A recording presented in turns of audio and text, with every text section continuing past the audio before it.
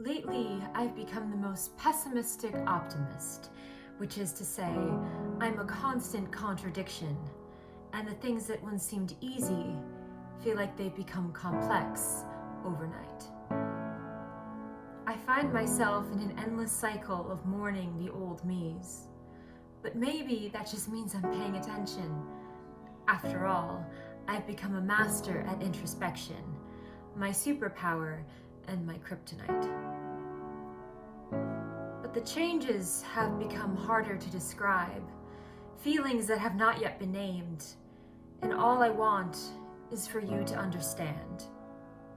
So I'll sing the antithetical anthem of youth, hoping maybe I can order my chaos, hoping maybe my metaphors will make sense to you. My life looks different than how I thought it would. But maybe that idea was always a rough sketch. I've spilt the paint cans, blurred all the lines, and sometimes it feels like I'm constantly working from a fresh page, that I can't seem to finish the picture. But then I remember we're all just works in progress, and every iteration is built on experience, so I'll erase the notion that this is a return to square one. At least, I'll try.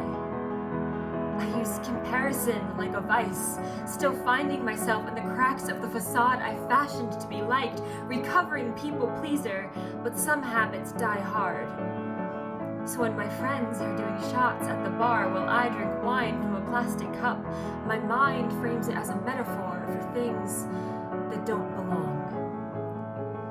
I worry that I'm not the first choice, and I'm tired of not being chosen. I have wedding invites arriving in the mail, but I've yet to know the permanence of a person. I'm not ready for forever, but my heart is capable of a love that is. Maybe therein lies the dissonance.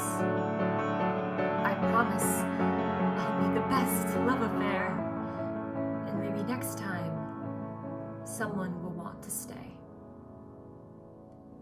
Feeling lonely doesn't mean I'm alone though, because my friends are the fiercest.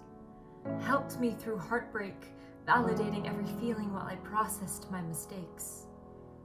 That's the blessing of best friends. They never let you lack in love. So I carry their message that I am enough, correcting patterns of self-effacing thinking, because I know I put everyone else on a pedestal to not have my confidence mistaken as ego. But I have a right to be celebrated too.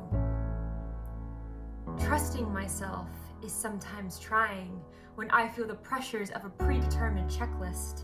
Career, spouse, house, the things we use as general markers for progress. And isn't it exhausting to carry the weight of years in a day? Yes, but I do it anyway.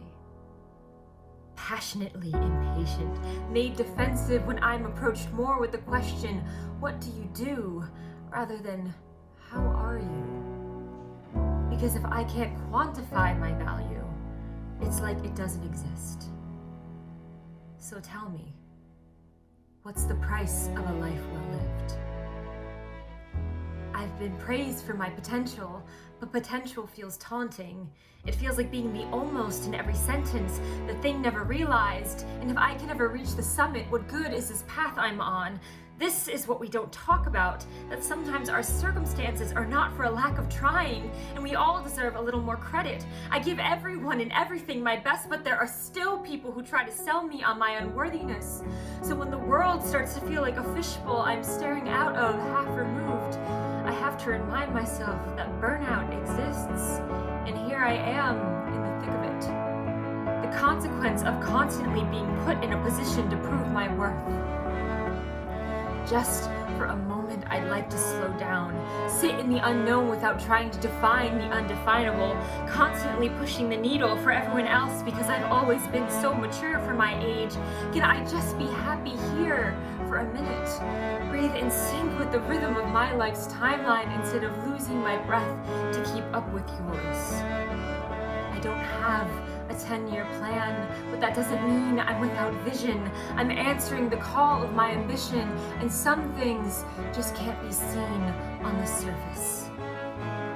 So then next time someone passively dismisses my passions, sees me as something that needs to be fixed, I won't listen. I won't let the criticisms seep in before I can acknowledge that there are compliments too.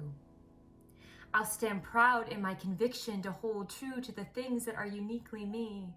This is the price of a life well lived. And should you decide to ask, how are you? I've already given you my answer. Acknowledge both sides of the coin and flipped it to change my perspective.